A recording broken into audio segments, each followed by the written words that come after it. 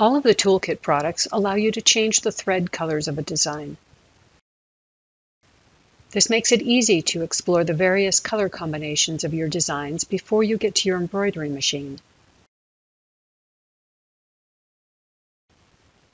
To change a thread color, double-click on the associated Stitches and Time color bar and it's selected in both space and time. Click on the Change Color toolbar button to open the Choose Color dialog. Now select a color and click Apply to see your changes. If your embroidery design format supports multiple thread color palettes, you can access them via the drop-down menu. View and select specific color names by using the Color drop-down.